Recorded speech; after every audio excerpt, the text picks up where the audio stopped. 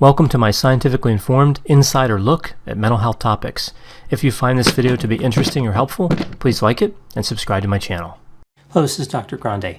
Today's question asks if I can identify some of the beliefs and thoughts that are behind narcissistic behaviors. So I'll answer this question by looking at 10 narcissistic behaviors and the thoughts that cause them.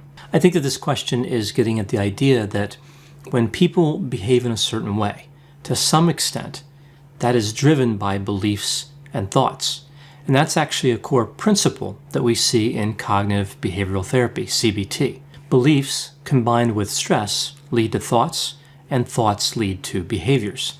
One of the key steps in CBT is to identify those beliefs and thoughts so that we can figure out how to make changes in them and ultimately change the behavior. Now, for somebody in a normal personality range, that is a person without extreme personality traits or a personality disorder, we see a lot of congruence between beliefs, thoughts, and behaviors because there's not much deception going on and because there's a good deal of insight. Now, as the personality trait agreeableness decreases, so as we look at somebody who is less agreeable or more disagreeable, they are less straightforward, meaning they deliver narratives that are not consistent with their thinking. So they're saying something that's not consistent with what they really believe. So lying, yes, but also just kind of maneuvering a bit to hide some of their thoughts. So what happens here is you have beliefs and thoughts that are distorted as they convert to behavior. And this can be unintentional and intentional, right? Both can actually exist in the same set of beliefs, thoughts, and behaviors. There can be a component that's intentional and a component that's unintentional. So narcissism isn't the only personality trait associated with this distortion. We actually see this in all 10 of the personality disorders. So this brings me to an important point. It's not always about deception. Even with narcissism, which is a trait that's highly associated with deception, we can't underestimate the lack of insight component. Much of the time, the narcissist doesn't realize why they do the things they do. They don't understand what drives them. They may, of course, understand that their behavior is wrong, but that's a separate level of understanding. As I go through these behaviors and try to explain what thoughts or beliefs might be going on with them, I'll offer a few examples from other personality constructs for comparison. So you can see how the narcissism works, how the thoughts could lead to that behavior, but then also see how other personality traits may have different thoughts that can lead to that same behavior. So in a sense, with these 10 examples, this is what the narcissist would say to another person that the narcissist is victimizing through this behavior, if they weren't being deceptive and they had perfect insight, right? So if the narcissist could get a moment of clarity and explain why they engaged in behavior, this is what we'd be seeing here. The thoughts that I'm going to be talking about are what they would reveal, in theory. It will become clear from looking at these 10 behaviors that there are a number of different thoughts and beliefs that can be responsible for any given behavior. And in the case of all these examples, I'm offering a conceptualization, a theory about what could be happening. What's actually happening in any particular case could be quite different. So just to make these examples a bit more concrete, I'll be using narcissism in the context of a romantic relationship, specifically a married husband and wife. So for the first 5 behaviors, the husband will be narcissistic. For the last 5, the wife will be narcissistic. These behaviors, of course, don't occur exclusively within a marriage. It's just easier to explain these concepts in a familiar context. A number of people have experiences with romantic relationships. Also, when I use the word thought, I'm really talking about a thought, belief, attitude, or expectation. It's just easier to use the word thought. So starting with behavior number 1, again, the first 5 behaviors have a narcissistic husband. So we see here a wife has dinner plans with her husband. She's waiting for him at a restaurant, and he's a half hour late. And let's run under the assumption that he's choosing to be late. It's not traffic or something like that. So what are the potential thoughts here that the husband would be having? Well, he could be thinking, I'm too important to be told when to be somewhere. He could be thinking, your time is not valuable and my time is extremely valuable.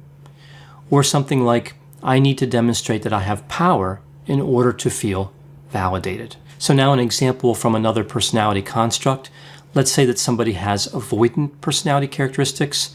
Their thought may be, I'm frightened to go to the restaurant because people there will judge me. So as we can see, that's much different from the narcissist, even though we had the same behavior in the end. Moving to the second example. The husband and wife are planning to go to a social event, and the husband criticizes the wife for dressing informally. What could he be thinking? I need you to look your best to impress my friends, right? So it's kind of about self-image for him. If our friends see you looking that way, they will doubt how great I am. So he's kind of running on the assumption that they already believe he's great, and he doesn't want something to mess that up. The more attractive you appear, the more jealous other people will be of me, which confirms that I am a worthy human being. So let's look at the same situation, but with obsessive-compulsive personality disorder.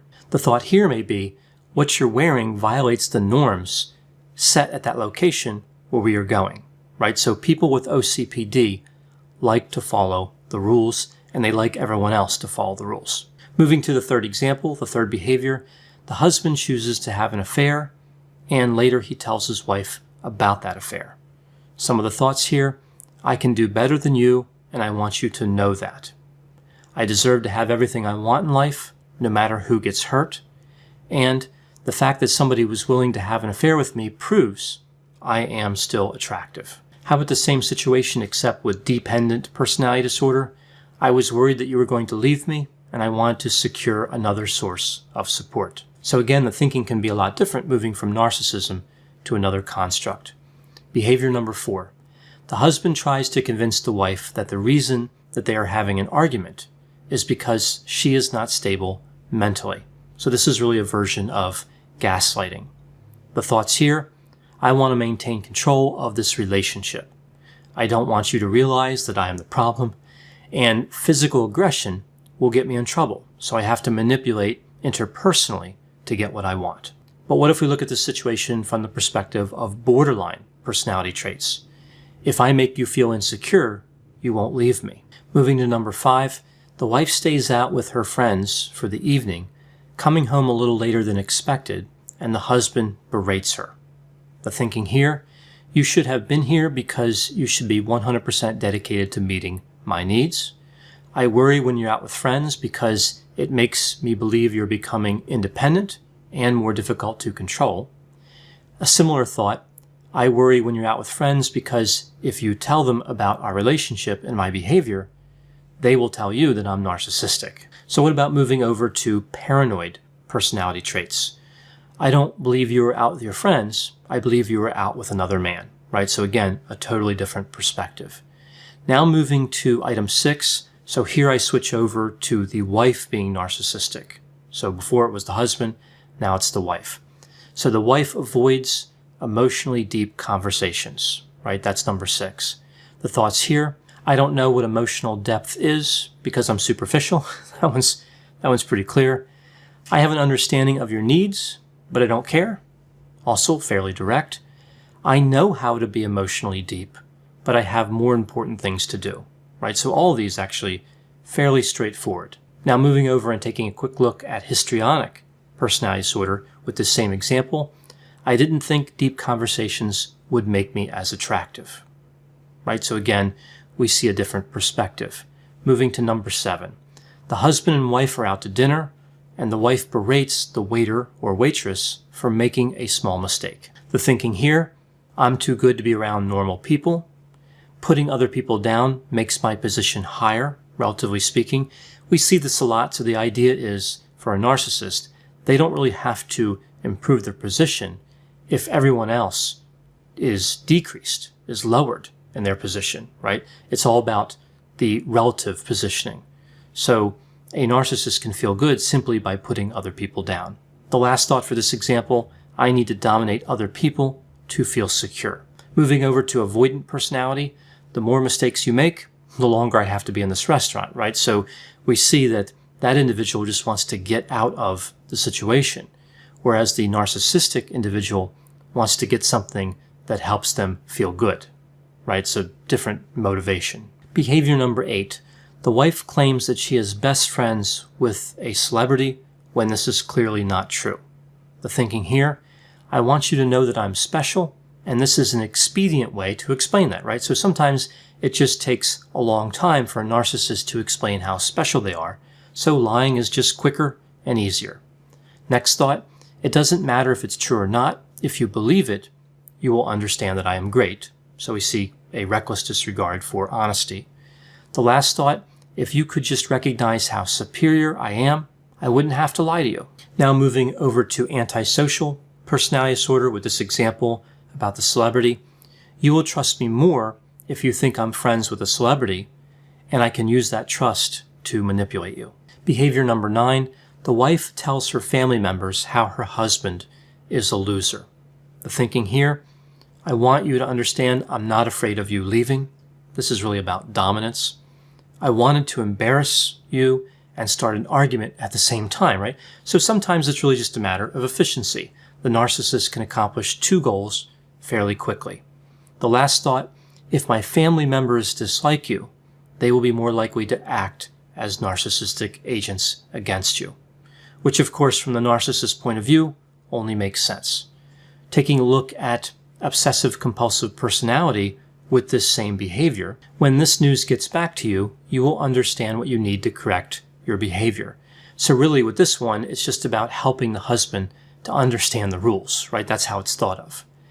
So now looking at the final example here, the final behavior, number 10, the wife makes a mistake and will not own her behavior. She won't accept responsibility for her mistake. The thoughts here, I don't need to explain my actions to anyone. I am perfect, and admitting a mistake would make me imperfect. So really, for the narcissist, that's a logical error, right? They're perfect, so they can't make mistakes. So an admission wouldn't make any sense. The last one, if I admit my mistake, it will be used against me. This is probably more on the vulnerable narcissism side. Looking at this behavior from the point of view of schizoid personality, admitting my mistake means I have to interact with people more, and I don't want to do that, right? So this is kind of similar to what we might see with avoidant personality with this particular example. Sometimes admitting a mistake simply just puts somebody in contact with people longer than they want to be in contact with people. So there are some of my thoughts on how we can look at behaviors and see what type of thinking and belief system could be behind those behaviors. Again, mostly looking at narcissism, but also looking at a few other personality constructs. I know whenever I talk about the construct of narcissism, there will be a variety of opinions. Please put any opinions and thoughts in the comments section. They always generate a really interesting dialogue. As always, I hope you found this description of narcissistic behaviors and thoughts to be interesting. Thanks for watching.